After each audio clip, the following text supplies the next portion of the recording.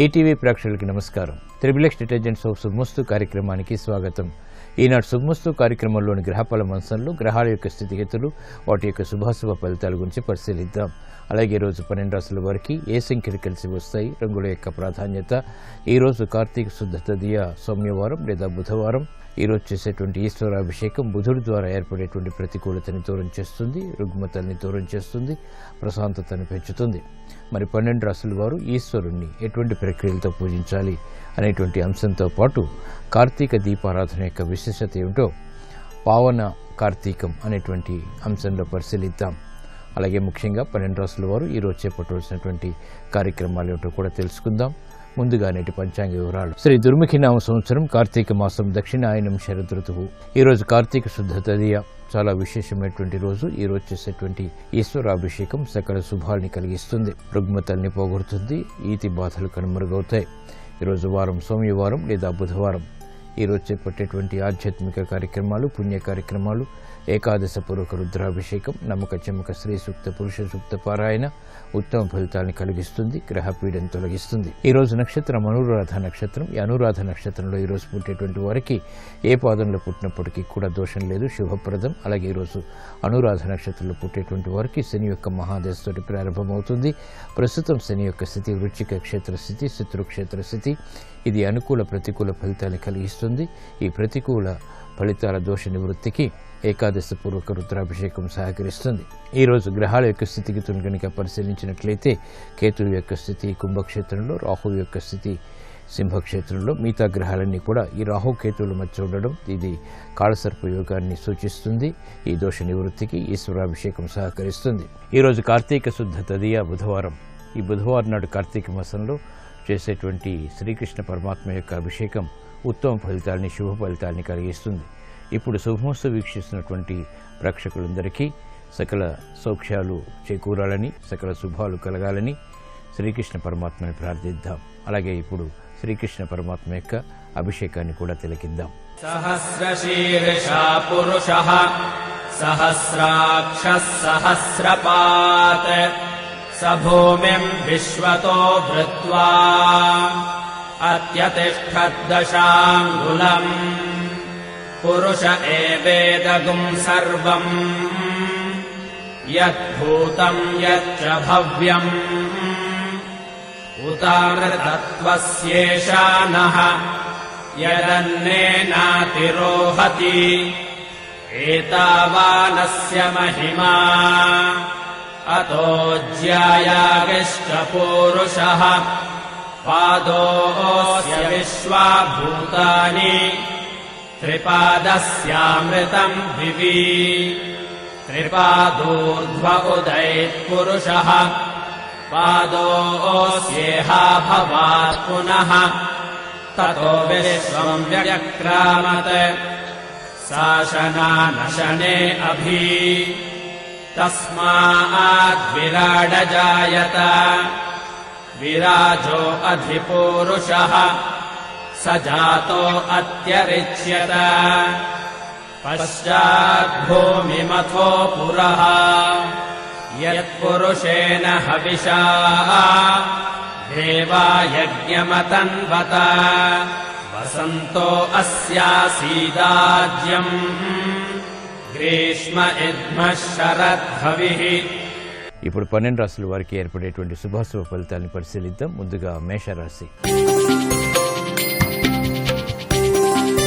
ఈరోజు మేషరాశి వారిని పరిశీలించినట్లయితే సంబంధ బాంధవ్యాల విషయంలో జాగ్రత్తలు వహించాలి. శారీరక శ్రమ అధికంగా ఉంటుంది.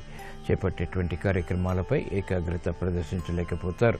నూతన కార్యక్రమాల విషయంలో ఏర్పడినటువంటి సమస్యలకు పరిష్కారాలు క్రమక్రమంగా పొందగలుగుతారు. గృహ సంబంధిత కార్యక్రమాల్లో ఆచితూచి వ్యవహరించాలి. ఆర్థిక సంబంధిత లావాదేవీల విషయంలో ఏర్పడినటువంటి జగడాలు మాత్రం తగ్గుతాయి. చేపట్టేటువంటి కార్యక్రమాలపై పారిశ్రామిక రంగం వారికి ఏకాగ్రత తగ్గుతుంది. నూతన కార్యక్రమాల్ని వేగవంతంగా ప్రారంభించలేకపోతారు. అభివృద్ధి కార్యక్రమాల్లో వ్యాపార రంగం వారికి ఆటంకాలు ఎదురవుతాయి. విద్యార్థులకి గట్టి కృషి, క్రమశిక్షణ తప్పనిసరి. మహిళలు ఆరోగ్య విషయంలో జాగ్రత్తలు వహించాలి. ఖర్చులు కిరిబికిరి చేసేటువంటి సంఘటనలు లేకపోలేదు. ఈ రోజు మీ అదృష్ట సంఖ్య 6. తెలుపు వర్ణం ప్రశాంతతను పెంచుతుంది. కార్తీక శుద్ధ తదియ సందర్భంగా ఈ రోజు మేషరాశి వారు ఈశ్వరుణ్ణి భక్తి శ్రద్ధలతో పూజించి విభూతితో అభిషేకించడం ద్వారా శుభ ఫలితాలు పొందగలుగుతారు. గ్రహశాంతి ఏర్పడుతుంది. గృహ సంబంధిత కార్యక్రమాలు ఈ రోజు మీకు ఊరట కలిగిస్తాయి. ఈ రోజు వృషభ రాశి వారిని పరిశీలించినట్లయితే సంబంధ బాంధవ్యాల విషయంలో మెరుగైనటువంటి మార్పులు చోటు చేసుకుంటాయి. స్థిరాస్తి విషయాల్లో అనుకూల పరిస్థితులు ఆనందాన్ని కలిగిస్తాయి. కార్యక్రమ నిర్వహణలో నైపుణ్యాన్ని ప్రదర్శించగలుగుతారు. శుభ పరిణామాలు గృహరీత్యా ఆనందాన్ని పెంచుతాయి. ఆర్థిక సంబంధిత లావాదేవీలు కలిసి వస్తాయి. నూతన ఆస్తి కొనుగోళ్లు వంటివి లాభిస్తాయి. వ్యవహారాల్లో చుక్కెదురు పరిస్థితుల్ని వేగవంతంగా అధిగమించగలుగుతారు. కార్యక్రమ నిర్వహణలో నైపుణ్యం పెరుగుతుంది. అభివృద్ధి కార్యక్రమాలు పారిశ్రామిక రంగం వారికి కలిసి వస్తాయి. నూతన ప్రక్రియలు వ్యాపార రంగం వారికి లాభిస్తాయి. విద్యార్థులకి శుభ పరిణామాలు చోటు చేసుకుంటాయి. మహిళలకు ప్రోత్సాహం లభిస్తుంది. ఆర్థిక సంబంధిత లావాదేవీలు కలిసి వస్తాయి. నూతన కార్యక్రమాల్ని వేగవంతంగా ప్రారంభించగలుగుతారు. క్రీడా రంగం వారికి శుభ పరిణామాలు వృత్తిరీత్యా చోటు చేసుకుంటే న్యాయవాద వృత్తి వారికి అనుకూల పరిస్థితులు తారసపడతాయి. నూతన బాధ్యతలు స్థిరాస్తి రంగం వారికి పెరుగుతాయి. అయినప్పటికీ సక్రమ నిర్వహణ ఆదాయాన్ని పెంపొందింప చేసుకునేటువంటి మార్గాలు దగ్గరవుతాయి. చేపట్టేటువంటి కార్యక్రమాలపై వ్యాపార రంగం వారు పట్టు బిగించగలుగుతారు. ఉద్యోగస్తులు శుభవార్తలు వింటారు. ఈ రోజు మీ అదృష్ట సంఖ్య 9. ఎరుపు వర్ణం ధైర్యాన్ని కలిగిస్తుంది. కార్తీక శుద్ధ తదియ సందర్భంగా ఈ రోజు వృషభ రాశి వారు ఈశ్వరుణ్ణి ఎర్రగన్నేరు పూలతో భక్తి శ్రద్ధలతో పూజించడం ద్వారా వాహన సూక్ష్మం ఏర్పడుతుంది. ఆర్థిక వృద్ధి చేకూరుతుంది. వ్యాపార ఒప్పందాలు ఈ రోజు మీకు అనుకూలం. ఈ రోజు మిథున రాశి వారిని పరిశీలించినట్లయితే కోర్టు సంబంధిత వ్యవహారాల్లో జాగ్రత్తలు పాటించాలి. నూతన వ్యవహారాల్లో ఏర్పడినటువంటి ప్రతికూలత ప్రబలమవుతుంది. ఆర్థిక చికాకులు కూడా ప్రబలమవుతాయి. నూతన కార్యక్రమాల్లో గృహరీత్యా ఆశించినటువంటి ప్రయోజనాలను వెంటనే పొందలేకపోతారు. కార్యక్రమ నిర్వహణలో ఏకాగ్రత తప్పనిసరి. వ్యవహారిక విషయాల్లో ఏర్పడినటువంటి విభేదాలు ప్రబలమవుతాయి. మిత్రులు శత్రువులు అవుతారు. చేపట్టేటువంటి కార్యక్రమాలు స్థిరాస్తి రంగం వారికి కలిసి వస్తాయి. ఆధ్యాత్మిక కార్యక్రమాల్లో ఏర్పడినటువంటి ప్రతికూల పరిస్థితులు ఆధ్యాత్మిక రంగం వారికి తగ్గుతాయి. బాధ్యతల్ని సక్రమంగా సాఫ్ట్వేర్ రంగం వారు నిర్వహించగలుగుతారు. ఆదాయాన్ని మాత్రం పెంపొందింప చేసుకోలేనటువంటి పరిస్థితులు విస్మయాల్ని కలిగిస్తాయి. కార్యక్రమ నిర్వహణలో స్థిరాస్తి రంగం వారికి ఏకాగ్రత తప్పనిసరి. ఆదాయం మాత్రం పెరుగుతుంది. వ్యవహారాల్లో చుక్కెదురు పరిస్థితుల్ని న్యాయవాద వృత్తి వారు ఎదుర్కోలేకపోతారు. కోర్టు సంబంధిత వ్యవహారాల్లో ఆచితూచి వ్యవహరించాలి. కార్యక్రమ నిర్వహణలో బాధ్యతలు సాఫ్ట్వేర్ రంగం వారికి పెరుగుతాయి. ఈ రోజు మీ అదృష్ట సంఖ్య 5. ఆకుపచ్చ వర్ణం రక్షణకి దోహదపడుతుంది. కార్తీక శుద్ధ తదియ సందర్భంగా ఈ రోజు మిథున రాశి వారు ఈశ్వరుణ్ణి భక్తి శ్రద్ధలతో చామంతులతో పూజించడం ద్వారా విశేష కార్యక్రమాల్ని వేగవంతంగా చేపట్టగలుగుతారు. విజయాలు సిద్ధిస్తాయి. ఆర్థిక లావాదేవీలు సంభాషణలు ఈ రోజు మీకు ఊరట కలిగిస్తాయి.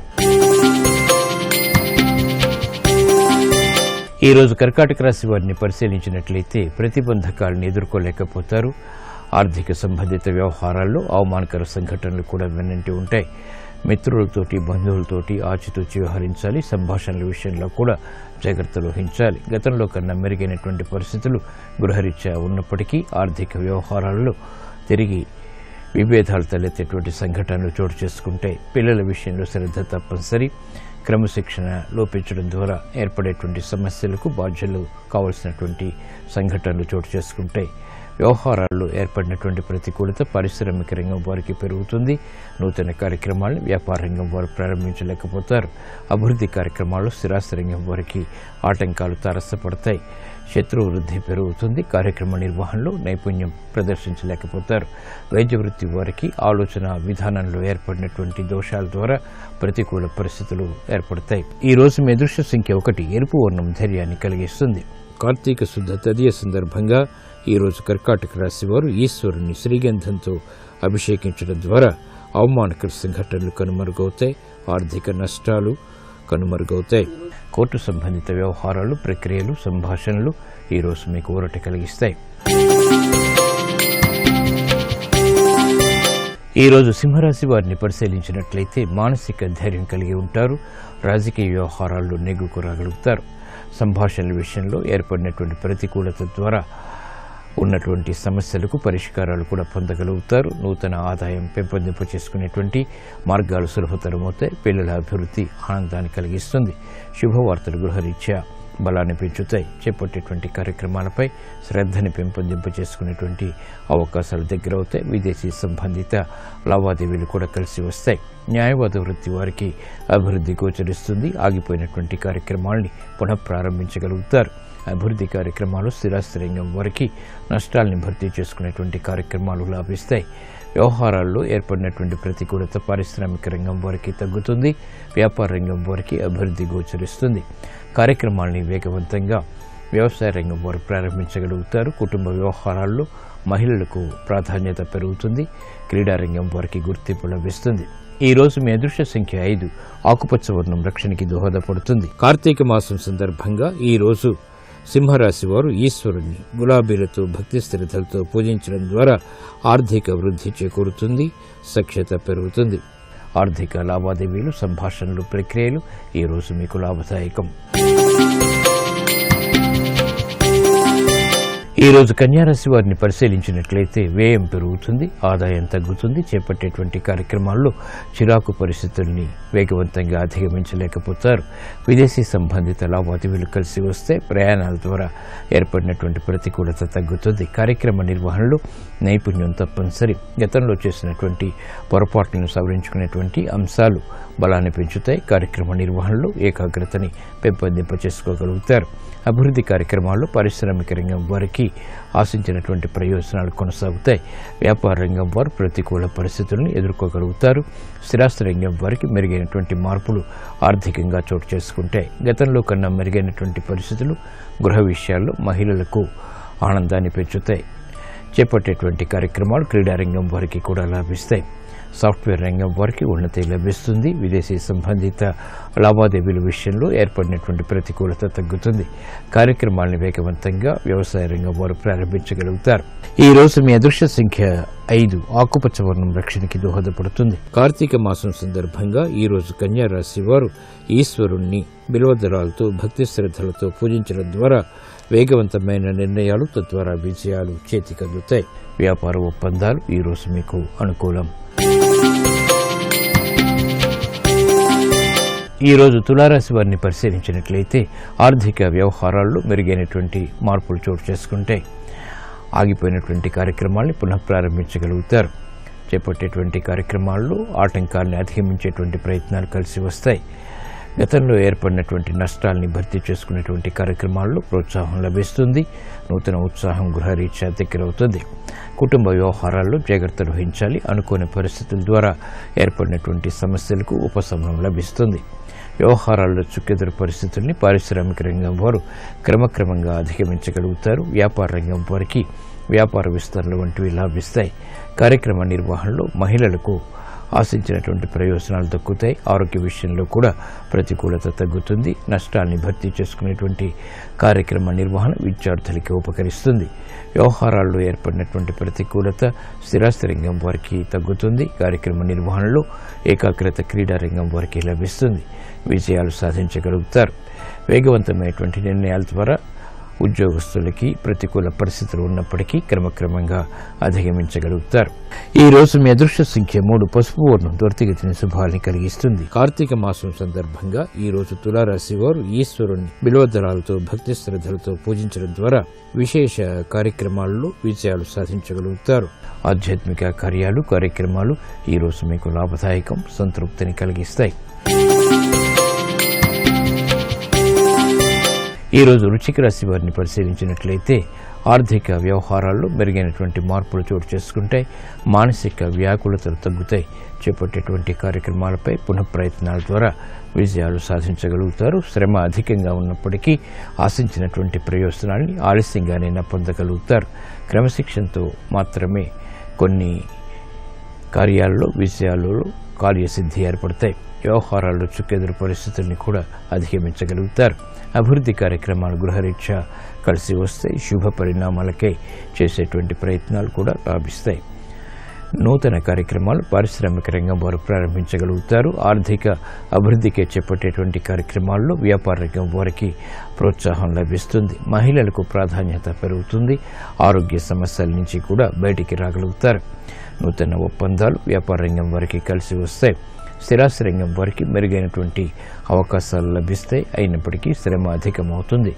చేపట్టేటువంటి కార్యక్రమాల్లో సాఫ్ట్వేర్ రంగం వారికి ప్రతికూల పరిస్థితులు తగ్గుతాయి. విదేశీ సంబంధిత లావాదేవీలు కలిసి వస్తాయి. ఉన్నతికి చేపట్టేటువంటి కార్యక్రమాల్లో ప్రోత్సాహం కూడా లభిస్తుంది. ఈ రోజు మీ అదృష్ట సంఖ్య 6. తెలుపు వర్ణం ప్రశాంతతను పెంచుతుంది. కార్తీక మాసం సందర్భంగా ఈ రోజు వృశ్చిక రాశి వారు ఈశ్వరుణ్ణి విభూతితో భక్తి శ్రద్ధలతో పూజించడం ద్వారా శారీరక రుగ్మతలు కనుమరుగవుతాయి. ఆర్థిక ఆందోళన తగ్గుతుంది. విద్యా ప్రయత్నాలు ఈ రోజు మీకు అనుకూలం. ఈ రోజు ధనుసు రాశి వారిని పరిశీలించినట్లయితే సంభాషణల విషయంలో జాగ్రత్తలు పాటించాలి. స్థిరాస్తి విషయాల్లో ఆదాయం పెరుగుతుంది. గతంలో ఏర్పడినటువంటి ఆర్థిక అనిశ్చితికి పరిష్కారాలు కూడా పొందగలుగుతారు. విదేశీ సంబంధిత వ్యవహారాల్లో ఆచితూచి వ్యవహరించాలి. ఉద్యోగ సంబంధిత ప్రయత్నాల విషయంలో ఆటంకాలను చవిచూస్తారు. కార్యక్రమ నిర్వహణలో కార్యసిద్ధికే చేసేటువంటి ప్రయత్నాలు వ్యాపార రంగం వారికి ఊరట కలిగిస్తాయి. పారిశ్రామిక రంగం వారికి మెరుగైనటువంటి మార్పులకే చేసేటువంటి ప్రయత్నాల్లో అభివృద్ధి గోచరిస్తుంది. కార్యక్రమాలను వేగవంతంగా మహిళలు గృహరీత్యా చేపట్టలేకపోతారు. ఆశాజనకమైనటువంటి వాతావరణం విద్యార్థులకి లభిస్తుంది. చేపట్టేటువంటి కార్యక్రమాల్లో ఉద్యోగస్తులకి అనుకూల ప్రతికూల పరిస్థితులు సమాంతరంగా ఉంటాయి. కార్యక్రమ నిర్వహణలో న్యాయవాద వృత్తి వారు జాగ్రత్తలు పాటించాలి. ఆర్థిక సంబంధిత వ్యవహారాల్లో స్థిరాస్తి రంగం వారికి జాగ్రత్తలు తప్పనిసరి. ఈ రోజు మీ అదృష్ట సంఖ్య 5. ఆకుపచ్చ వర్ణం రక్షణకి దోహదపడుతుంది. కార్తీక మాసం సందర్భంగా ఈ రోజు ధనుస్సు రాశి వారు ఈశ్వరుణ్ణి తేనెతో అభిషేకించడం ద్వారా ఆర్థిక పరమైనటువంటి అనిశ్చితి తొలగిపోతుంది. సంబంధ బాంధవ్యాలు మెరుగవుతాయి. గృహ సంబంధిత కార్యక్రమాలు ఈ రోజు మీకు సంతృప్తిని కలిగిస్తాయి. ఈ రోజు మకర రాశి వారిని పరిశీలించినట్లయితే లాభదాయకమైనటువంటి కార్యక్రమ నిర్వహణ వ్యాపార పరంగా గృహపరంగా కొనసాగించగలుగుతారు. ఆర్థిక అభివృద్ధి ఆనందాన్ని కలిగిస్తుంది. సంతోష వార్తలు వింటారు. కుటుంబ సఖ్యత పెరుగుతుంది. శత్రువులు మిత్రులు అవుతారు. చేపట్టేటువంటి కార్యక్రమాల్లో ప్రోత్సాహం పెరుగుతుంది. ఆత్మవిశ్వాసం కూడా. కార్యక్రమ నిర్వహణలో పారిశ్రామిక రంగం వారికి మెరుగైనటువంటి అవకాశాలు దగ్గరవుతాయి. వ్యాపార రంగం వారికి ఉన్నతికే చేపట్టేటువంటి కార్యక్రమాలు కలిసి వస్తాయి. ఉద్యోగస్తులకి సులభ రీతిలో విజయాలు సాధించగలుగుతారు. శత్రుభీతి తగ్గుతుంది. న్యాయవాద వృత్తి వారికి చేపట్టేటువంటి కార్యక్రమాల్లో ప్రోత్సాహం లభిస్తుంది. కోర్టు సంబంధిత వ్యవహారాల్లో కీలక బాధ్యతలు వహించాల్సినటువంటి ఆవశ్యకత ఉంటుంది. గుర్తింపు లభిస్తుంది. కార్యక్రమాన్ని వేగవంతంగా మహిళలు గృహరీత్యా ప్రారంభించగలుగుతారు. సునాయాస విజయాలు సాధించగలుగుతారు. అభివృద్ధి కార్యక్రమాలు వ్యవసాయ రంగం వారికి కూడా ప్రోత్సాహాన్ని పెంచుతాయి. ఈ రోజు మీ అదృష్ట సంఖ్య 2. తెలుపు వర్ణం ప్రశాంతతను పెంచుతుంది. కార్తీక మాసం సందర్భంగా ఈ రోజు మకర రాశి వారు ఈశ్వరుణ్ణి చామంతులతో భక్తి శ్రద్ధలతో పూజించడం ద్వారా శుభవార్తలు వేగవంతమవుతాయి. అదృష్ట సంఘటనల్ని ఆహ్వానించగలుగుతారు. విదేశీ లావాదేవీలు సంభాషణలు ప్రక్రియలు ఈ రోజు మీకు అనుకూలం.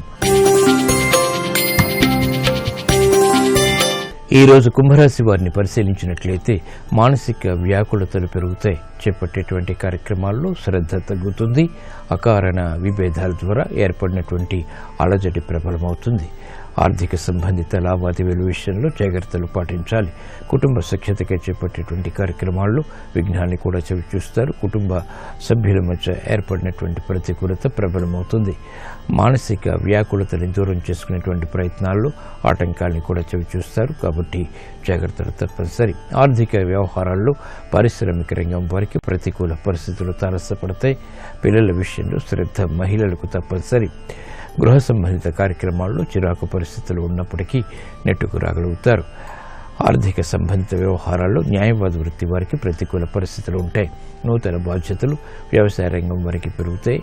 ఆశించినటువంటి ప్రయోజనాలను వెంటనే పొందలేకపోతారు. స్థిరాస్తి రంగం వారికి జాగ్రత్తలు పాటించాలి. నమ్మిన వారి నుంచి ప్రతికూల పరిస్థితులు మోసపూరిత వాతావరణం ఏర్పడుతుంది. కాబట్టి జాగ్రత్తలు తప్పనిసరి. నూతన కార్యక్రమాలు ఉద్యోగస్తులు ప్రారంభించినప్పటికీ ఆటంకాలతో కూడినటువంటి విజయాలు సాధించగలుగుతారు. ఈ రోజు మీ అదృష్ట సంఖ్య 3. పసుపు వర్ణం త్వరితగతిని శుభాన్ని కలిగిస్తుంది, ప్రతికూల పరిస్థితులను దూరం చేస్తుంది. కార్తీక మాసం సందర్భంగా ఈ రోజు కుంభరాశి వారు ఈశ్వరుణ్ణి ఆవుపాలతో భక్తి శ్రద్ధలతో అభిషేకించడం ద్వారా ప్రమాదాలు దూరమవుతాయి, ప్రజ్ఞ గుర్తింపబడుతుంది. ఆరోగ్య పరీక్షలు ఈ రోజు మీకు మేలును కలిగిస్తాయి. ఈ రోజు మీనరాశి వారిని పరిశీలించినట్లయితే లాభదాయకమైనటువంటి కార్యక్రమ నిర్వహణ స్థిరాస్తి పరంగా కొనసాగుతుంది. ఉద్యోగ వ్యవహారాల్లో ఉన్నతి లభిస్తుంది. రాజకీయ వ్యవహారాల్లో జాగ్రత్తలు పాటించాలి. నూతన వస్తు కొనుగోలు వంటివి ఆనందాన్ని పెంచుతాయి. కార్యక్రమ నిర్వహణలో ఏకాగ్రతని పొందగలుగుతారు. చేపట్టేటువంటి కార్యక్రమాలు వృత్తిపరంగా అభివృద్ధిని కలిగిస్తాయి. ఆరోగ్య విషయంలో ప్రతికూలత తగ్గుతుంది. ప్రయాణాల విషయంలో చిరు సమస్యలు ఉన్నప్పటికీ నెట్టుకు రాగలుగుతారు. రాజకీయ రంగం వారు జాగ్రత్తతో కూడినటువంటి నిర్ణయాల ద్వారా మాత్రమే విజయాలు సాధించగలుగుతారు. ఉద్యోగస్తులు శుభవార్తలు వింటారు. ఉద్యోగ ప్రయత్నాలు ఫలిస్తాయి. ఉద్యోగ ఉన్నతికి చేపట్టేటువంటి కార్యక్రమాలు కూడా కలిసి వస్తాయి. కార్యక్రమ నిర్వహణలో బాధ్యతలు సాఫ్ట్వేర్ రంగం వారికి పెరుగుతాయి. అయినప్పటికీ సక్రమ నిర్వహణ తద్వారా విజయాలు చేతికందుతాయి. ఆర్థిక విజయాలు స్థిరాస్తి రంగం వారు కూడా పొందగలుగుతారు. సఖ్యత పెరుగుతుంది. సంబంధ బాంధవ్యాలు కూడా మెరుగవుతాయి. నూతన స్నేహాల ద్వారా లబ్ధి న్యాయవాద వృత్తి వారికి చేకూరుతుంది. కార్యక్రమాన్ని వేగవంతంగా వ్యవసాయ రంగం వారు కూడా పూర్తి చేయగలుగుతారు. ఈ రోజు మీ అదృష్ట సంఖ్య 5. ఆకుపచ్చ వర్ణం రక్షణకి దోహదపడుతుంది. కార్తీక మాసం సందర్భంగా ఈ రోజు మీనరాశి వారు ఈశ్వరుణ్ణి బిల్వదళాలతో పూజించడం ద్వారా విశేష కార్యక్రమాల్లో విజయాలు సాధించగలుగుతారు. వ్యాపార ఒప్పందాలు ఈ రోజు మీకు అనుకూలం.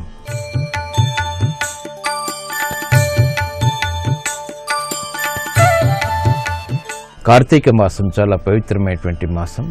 చాలా విశేషవంతమైనటువంటి ఫలితాన్ని కలిగించడంలో కార్తీక మాసానికి ప్రత్యేకత ఉంది. ఈ మాసంలో చేసేటువంటి దీపారాధన ఉత్తమ గతిని కలిగిస్తుంది. ఐశ్వర్య ప్రాప్తికి దోహదపడుతుంది. దారిద్ర్య బాధని నివారింపచేస్తుంది. కార్తీక దీపారాధన యొక్క విశిష్టత ఏమిటో పరిశీలిద్దాం. భారతీయ ఆర్షధర్మంలో అర్చనా సంవిధానంలో దీపారాధనకి ప్రత్యేక స్థానం ఉంది. దీపారాధన ప్రక్రియలో అనేక విధానాలున్నాయి. అఖండ దీపం, నేతి దీపం, నూనె దీపం, పిండి దీపం, నిమ్మకాయల దీపం, నువ్వుల నూనె దీపం, ఉసిరి దీపం, ఇలా అనేక రకాలున్నాయి.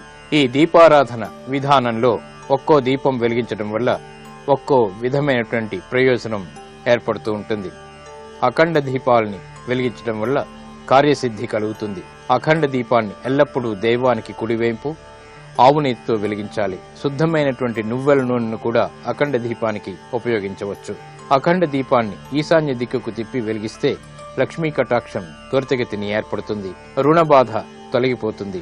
ప్రత్యేక పూజలు, ఆరాధనా ప్రక్రియలు, విశిష్టమైనటువంటి ఆధ్యాత్మిక కార్యక్రమాల సందర్భంలో అఖండ దీపాన్ని వెలిగిస్తారు. ఆ దీపం వెలిగినంతసేపు దేదీప్యమానంగా ప్రకాశించాలి. ఆ వెలుగు ఆ దీపాన్ని వెలిగించిన వారి ఇంట్లో కొత్త కాంతుల్ని, ఐశ్వర్యాన్ని, ఆనందాన్ని తప్పక నింపుతుంది. చాలా విశేషవంతమైనటువంటి ఫలితాన్ని కలిగించడంలో కార్తీక మాసానికి ప్రత్యేకత ఉంది. ఈ మాసంలో చేసేటువంటి దీపారాధన ఉత్తమ గతిని కలిగిస్తుంది.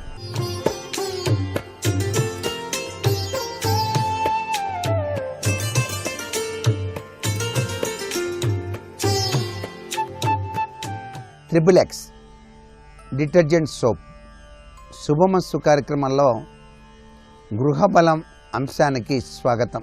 వాస్తుశాస్త్రరీత్యా మీరు నిద్రించేటువంటి గదిలో మంచాల యొక్క ప్రభావం కూడాను రకరకాలైనటువంటి ప్రభావాల్ని ప్రసరింపచేస్తుంది.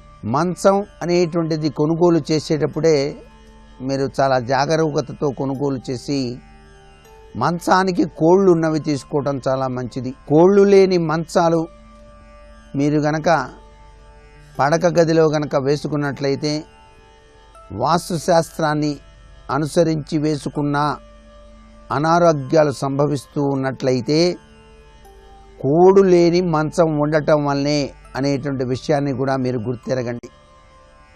ఎందుచేత అంటే ఆ గాలి అనేటువంటిది ప్రవాహం చక్కగా కిందుగా కూడా ప్రవహించి తీరాలి. ఆ ప్రవాహాన్ని నిలిపివేసేటువంటి తరహా కలిగినటువంటి మంచాలు అనారోగ్యాన్ని కలిగిస్తాయి. మంచాన్ని దూలం కింద కాకుండా పక్కగా కూడా వేసుకోవాలి అనే విషయాన్ని కూడా గుర్తించండి.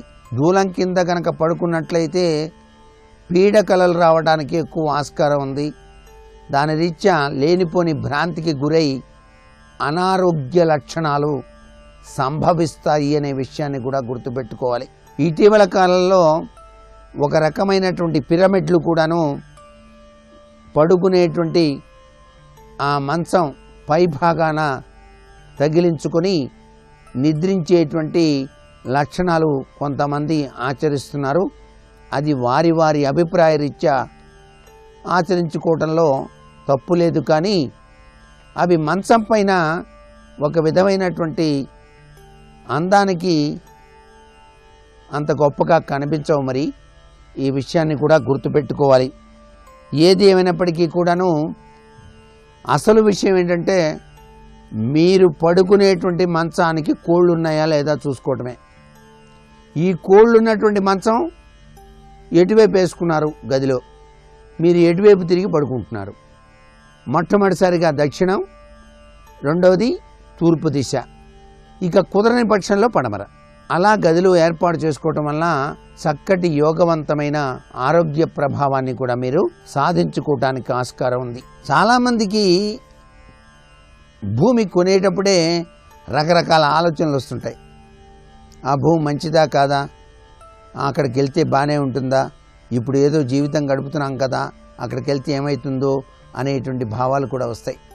అసలు మీరు కొనుక్కునేటువంటి భూమి మీకు బాగుందా లేదా అని తెలుసుకోవాలంటే వివిధ రకాలైనటువంటి చక్కటి ధాన్యాలు చల్లండి. అంటే నవధాన్యాలు చల్లాలి. ఆ నవధాన్యాలు కనుక 7 రోజుల లోపల మొలకెత్తినాయి అనుకోండి, ఆ భూమి చాలా గొప్పది అనేటువంటి విషయాన్ని కూడా గుర్తుపెట్టుకోవచ్చు. ఆ స్థలం మంచిదా కాదా అని చెప్పేసి తెలుసుకోవడానికి కూడా ఇది చాలా అద్భుతవంతమైనటువంటి లక్షణం. అలాగే కొంతమంది భూమి తవ్వుతారు, అసలు మంచిదా కాదా తెలుసుకుందామని చెప్పేసి. ఆ భూమి తవ్వినప్పుడు కొన్ని వస్తువులు బయటపడతాయి తెలియకుండా. బంగారం బయటపడ్డది అనుకోండి, చిన్న ముక్క, చాలా అదృష్టం. వెండి ఇట్లాంటివన్నీ అదృష్టకరమైన ప్రభావాన్ని ఇస్తాయి. అలా కాకుండా చీమలు కానీ చెదలు కానీ అక్కడ కనుక వస్తే ఆ భూమి కొనుక్కోకపోవటమే ఉత్తమోత్తం. అందుకే చాలామంది ఏం చెప్తారంటే పాము పుట్ట ఉన్న చోట భూమి కొనరాదు అని. పుట్ట బాగా చక్కగా పెరుగుతూ ఉన్నది, ఆ యొక్క స్థలాన్ని అమ్మ చూపారు, ఆ స్థలం కొందామని చెప్పేసి వెళ్ళగానే పాము పుట్ట మీకు సాక్షాత్కరించింది. అక్కడ దాన్ని కొనాలా వద్దా అంటే కొనకూడదు. పాము పుట్టలు ఉన్నటువంటి స్థలం అనర్థదాయకమైన ప్రభావాన్ని ఇస్తుంది అని చెప్పేసి. అలాగే తవ్వకం జరిగేటప్పుడు ఆవు కొమ్ము కానీ, శంఖం కానీ, ముత్యం కానీ, తాబేలు కానీ, ఒక్కోసారి తాబేళ్ళు కూడా లోపల ఉంటాయి కదా, భూమి లోపల కూడా ఉంటాయి. అలా గనక కనిపిస్తే చాలా సుఖం అండి. ఇవన్నీ కూడా పవిత్రవంతమైనటువంటి వస్తువులు. ఆ పవిత్రవంతమైనటువంటి వస్తువులు ఆ స్థలంలో కనిపిస్తే చాలా సుఖప్రదమైన లక్షణాన్ని మీరు అనుభవించడానికి ఆస్కారం ఉంటుంది.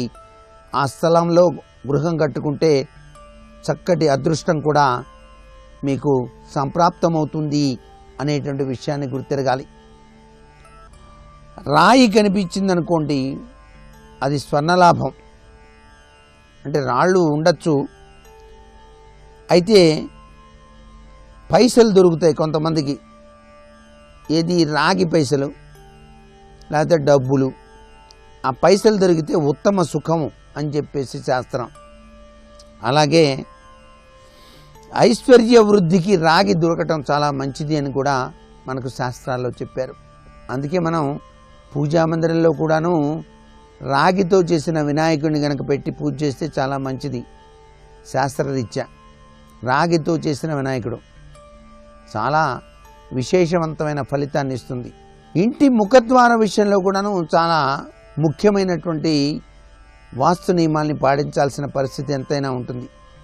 ముఖద్వారం ఏ విధంగా ఉంచాలి, ఏ విధంగా అమరిస్తే బాగుంటుంది అనేటువంటి విషయాన్ని కూడా గుర్తుపెట్టుకోవాలి. దక్షిణ దిశ దర్వాజా అనేటువంటిది కించిత్తు అశుభాన్ని ఇస్తుంది. దక్షిణ దర్వాజా ఆ విధంగా పెట్టిన తర్వాత దర్వాజా పెట్టేటువంటి గోడను 9 భాగాలుగా చేయాలి. ఎక్కడైనా సరే దర్వాజా పెట్టాలంటే ఆ స్థలాన్ని మీరు పెట్టేటువంటి యొక్క విధి విధానంలో 9 భాగాలుగా చేయాలి అనేటువంటి విషయాన్ని గుర్తెరగండి. కుడివైపు 5 భాగాలు, ఎడమవైపు 3 భాగాలు వదిలి తక్కిన దానితో ద్వారం అక్కడ ఉంచాలి. కుడి ఎడమల వ్యత్యాసం ఇంటి నుంచి బయటికి వెళ్ళే దారిని బట్టి నిర్ణయించాలి అనేటువంటి విషయం కూడా గుర్తెరగండి. తూర్పు వైపు 3వ భాగంలో గేటు పెట్టుకుంటే చాలా మంచిది. గేట్ల విషయంలో కూడాను ఇది చాలా అవసరం. ఉత్తరం వైపు ఇదే మంచిది. దక్షిణ దిశలో 2వ భాగంలో ద్వారం తెరవటం శుభకరమైనటువంటి విశేషాన్ని ఇస్తుంది. ఇక్కడ వాస్తులోనండి అందరూ గుర్తుపెట్టుకోవాల్సిన ముఖ్య విషయం, ఉత్తర బజారు ఉన్నప్పుడు గేటు పెట్టేటప్పుడు ఉత్తర ఈశాన్యం మధ్యలోనే పెట్టాలి తప్పితే వాయువ్యంలో మాత్రం పెట్టకూడదండి. వాయువ్యంలో ఖాళీ బాగా ఉందండి, మాకు అక్కడ చిన్న కొట్టు కట్టుకుందాం అనుకుంటున్నాను, అక్కడ ద్వారం పెడతానంటే మాత్రం చాలా అనర్థం వస్తుంది. ఉత్తరపు రోడ్డు ఉండి ఉత్తరం వైపు తిరిగి ఇల్లు కట్టుకున్నటువంటి వాళ్ళకి ఇది బాగా వర్తిస్తుంది, గుర్తుపెట్టుకోండి. ఎటువంటి పరిస్థితుల్లోనూ కూడా ఉత్తర వాయువ్యంలో గేటు ఉండకూడదు, చాలా చాలా అనర్థాన్ని ఇస్తుంది. ఉత్తర ఈశాన్యం, ఉత్తర మధ్య ఈ 2 కూడా గేట్లు మంచివి. అలాగే తూర్పు వైపు గేటు పెట్టేటప్పుడు ఆగ్నేయంలో పెట్టకూడదు. తూర్పు ఈశాన్యంలో పెట్టుకోవచ్చు కానీ ఆగ్నేయ దిశగా మాత్రం గేట్లు పెట్టకండి. మరికొన్ని ముఖ్య విషయాలు రేపటి శుభమస్తు కార్యక్రమంలో తెలుసుకుందామా? మరి సర్వే జనా సుఖినో భవంతు.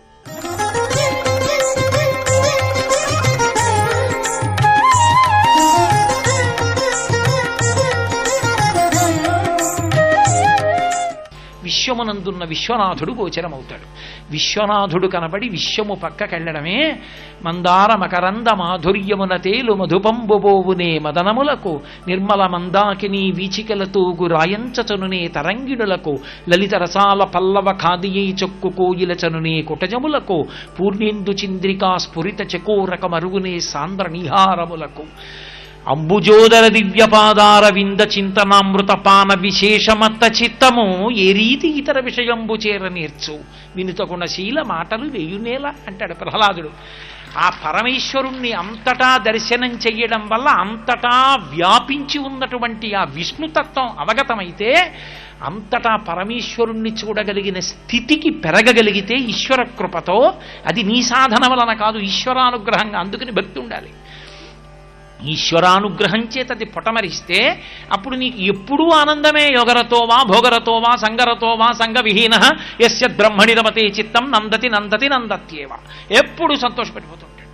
వాడికి అసలు పరమేశ్వరుడు కానిది లేదు.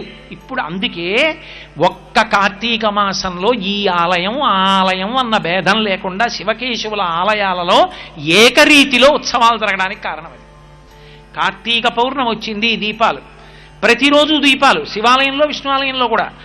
ఇక్కడ తులసి, అక్కడ మారేడుదలం. ఏమిటి తేడా ఇద్దరికి? శృంగగిరి పీఠాధిపత్యం వహించినటువంటి మహాపురుషులు అభినవ విద్యాతీర్థ మహాస్వామి వారు ఒక మాట చెప్తుండేవారు. ఆయన పరమశివుడికి ఒక పేరుంది వామదేవుడు అని, శ్రీ మహావిష్ణువుకి వాసుదేవుడు అని పేరుంది. ఇద్దరికి ఒకటే అక్షరం తేడా. ఈయనకి మా ఉంది, ఆయనకి సు ఉంది. ఆ మా సుమా పువ్వు. నీకు జ్ఞానం ఏర్పడితే పువ్వు తెలిస్తే ఇక్కడ తులసి పత్రి, అక్కడ మారేడు పత్రి, అంతే తేడా. ఫలం ఇద్దరిచేది ఒకటి. వామదేవ వాసుదేవ మధ్య సుమా చేత భేదం పోయి ఫలితం ఒక్కటే అయినట్టు పరమాత్మ ఒక్కడే అనేటటువంటి పరమ పూనికతో నువ్వు ఈశ్వరుణ్ణి చూసినప్పుడు పరవశించిపోగలిగినటువంటి హృదయము నీకు బాగా అటువంటి సంస్కారముతో నిలబడుతుంది. లేకపోతే నువ్వు ఆ ఆనందాన్ని అనుభవించలేవు. ఈశ్వరానుగ్రహాన్ని అన్ని చోట్ల ఒక్కలా నువ్వు అనుభవించగలిగినటువంటి మనస్థితి నీకు అంకురించదు. అందుకే మహాత్ములైనటువంటి వారు పరమేశ్వర స్వరూపాన్ని కీర్తించవలసి వచ్చినప్పుడు ఒక్కటిగా ఆ ఈశ్వర స్వరూపాన్ని చెప్పి పరవశించిపోయారు. పోతన గారు భాగవతాన్ని ఆంధ్రీకరిస్తున్నారు. ఆంధ్రీకరిస్తూ చిన్ని కృష్ణుడు ఒంటి మీద మట్టి పోసుకుని ఆడుకుంటున్న ఘట్టాన్ని ఆంధ్రీకరిస్తున్నారు. ఆంధ్రీకరిస్తున్న పోతన గారికి కృష్ణుడు కనపడలేదు, మట్టి పోసుకుంటూ శివుడు కనపడ్డాడు. తనువునంటిన ధరణీ పరాగంబు పూసిన నిరిభూతి పూతగాగా ముందర వెలుగొందు ముక్తాలలామంబు తొగల సంగడిగాని తొనకగాగా పాలభాగంబుపై పరగు నావిరి బొట్టు కాముని కాల్చిన కన్నుగాగా కంఠమాలికలోని ఘననీల రత్నంబు కమనీయమగు మెడ కప్పుగాగా హారవల్లులొరగ హారవల్లులు కాగ బాలలీల ప్రౌఢ బాలకుండు శివుని పగిది నొప్పి శివునకును తనకును వేరులేమి తెలియ వెలయునట్లు అన్నారు పోతన గారు. తనువునంటిన ధరణీ పరాగంబు పూసిన నిరిభూతి పూతగాగా ఆ చిన్ని కృష్ణుడిలా ఒంటి మీద ధూళి పోసుకుంటే మట్టి పోసుకుంటే విభూతి రాసుకున్నటువంటి పరమశివుడు నాకు కనపడ్డాడు అన్నారు పోతన గారు. ఆ చిన్ని కృష్ణుడికి అమ్మ చిన్న కొప్పు వేసి ముత్యాల సరాలు చుట్టింది. నాకు తదియనాటి చంద్రరేఖ పెట్టుకున్నటువంటి పరమశివుని యొక్క కొప్పు కనపడుతోందన్నారు. అమ్మ యశోద మెడలో పెద్ద హారం వేస్తే ఆ నీలమణి కాంతి పైకి కొట్టింది. నాకు నీలకంఠుడైన పరమశివుడు కనపడుతున్నాడు, ఆ నీలగ్రీవుడయ్యి అన్నారు. కాబట్టి నాకు ఓ పోతనా, నువ్వు భాగవతం చెప్తున్నానని కృష్ణుడొకడు శివుడొకడు అనుకుంటున్నావా? కాదోయ్, ఉన్నదొక్కటే పదార్థమని నాకు చిన్ని కృష్ణుడు చెప్తున్నాడా అన్నట్టుగా శివుని పగిది నొప్పి శివునకును తనకును వేరులేమి తెలియ వెలయునట్లు. వేరు లేదు, ఒక్కడే. ఓ పోతనా, కృష్ణుడే శివుడు శివుడే కృష్ణుడు అని నాకు చెప్తున్నాడా అన్నట్టుగా కనపడ్డాడని పోతన గారు ఆంధ్రీకరించారు ఓ పద్యాన్ని. అంతటి అనుభూతి, అంతటి ఆనందాన్ని పొందగలిగారు మహానుభావులైనటువంటి వాళ్ళందరూ కూడా.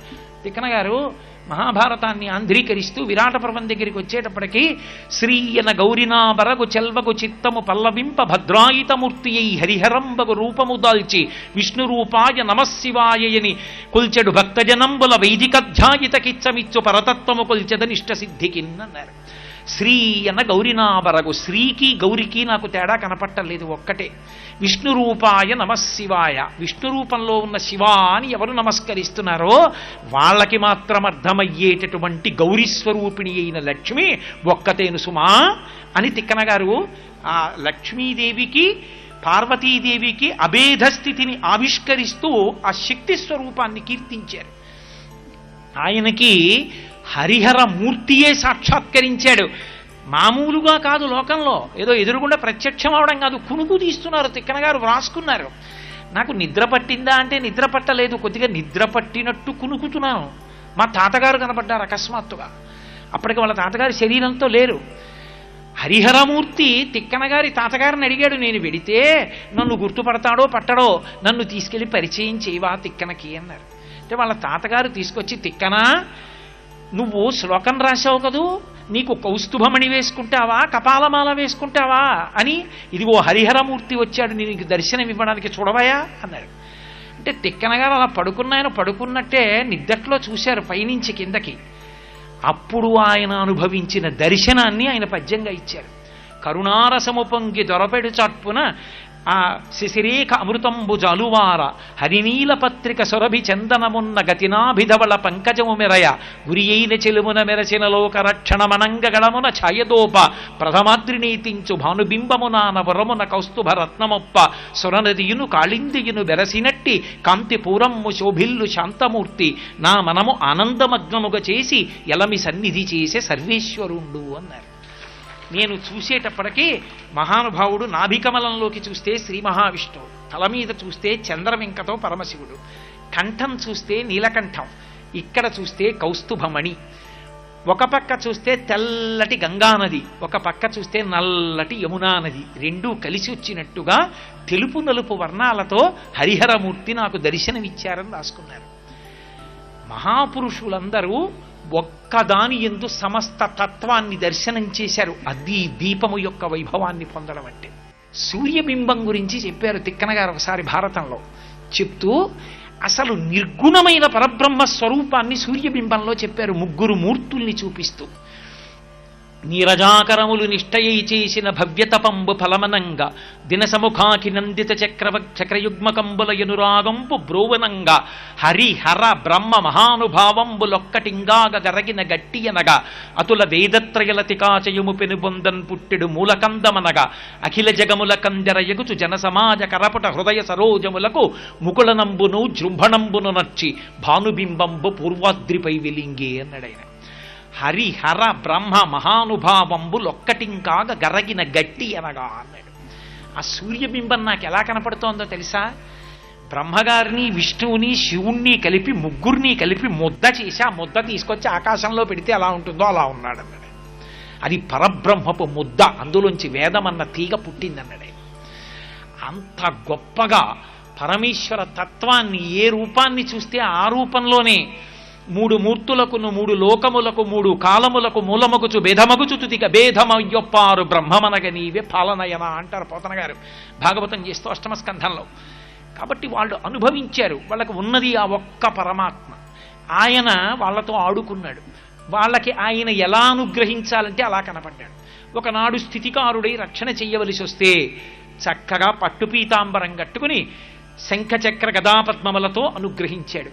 చిన్ని పిల్లవాడిగా కారాగారంలో పుట్టినప్పుడు అనుగ్రహించాడు. జలధరదేహునాజాను చతుర్బాహు సరసీరుహక్షు విశాలవక్షు జారు గదా శంఖచక్ర పద్మ విలాసు కంఠ కౌస్తుభమణి కంతిభాను కమనీయ కటిసూత్ర కంకణ కేయూర శ్రీవత్సలంచనంచిత విహారు మరుకుండల ప్రభాయుత కుంతలలలాటు వైఢూర్య మణిగణ వరకిరీటు బాలు పూర్ణేందు రుచిజాలు భక్త లోకపాలు సుగుణాలవాలు కృపావిశాలు చూచి తిలకించి పులకించి చోద్యమంది ఉబ్బి చెలరేగి వసుదేవుడు ఉత్సహించే అంటారు కృష్ణావతార ఘట్టంలో. అసలు పొంగిపోయింది వసుదేవుడో పోతనగారో అర్థం కాదు. ఆ శ్రీ మహావిష్ణు స్వరూపాన్ని చూసి పొంగిపోయిన వాళ్ళు ఉన్నారు. అన్నిటికన్నా విచిత్రం ఏంటంటే పంచాక్షరీ మహామంత్రాన్ని జపం చేస్తూ శ్రీ మహావిష్ణువు దర్శనం పొందిన వాళ్ళు ఉన్నారు. లీలాశుకుడు చెప్పుకున్నాడు, శైవావయం నఖలతత్రు విచారణీయం పంచాక్షరీ జపపరానితరం తథాపి చేతోస్మదీయమతసీ కుసుమావభాసం స్మేరాననం గోపవధూ కిశోరం అన్నాడు. నేను ఏమీ అనుమానం లేదు, పరమశైవుణ్ణి, శివభక్తుణ్ణి. కాబట్టి శైవావయం నఖలతత్ర విచారణీయం. మీరెందుకు తలకాయలు కొట్టుకుంటారు? నేను శైవుణ్ణి. పంచాక్షరీ జపపరానితరం తథాపి, నేను ఎప్పుడూ పంచాక్షరీ చేస్తా.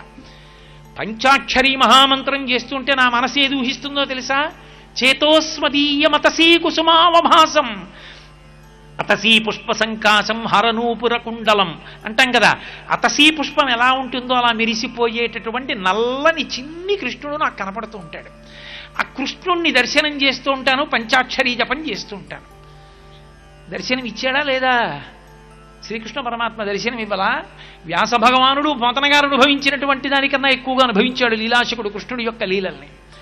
కాబట్టి ఆ పరిపక్వత, అంతటా నిండిపోయినటువంటి ఆ తేజోస్వరూపమైనటువంటి పరమేశ్వర దర్శనాన్ని పొందగలగడం గొప్ప.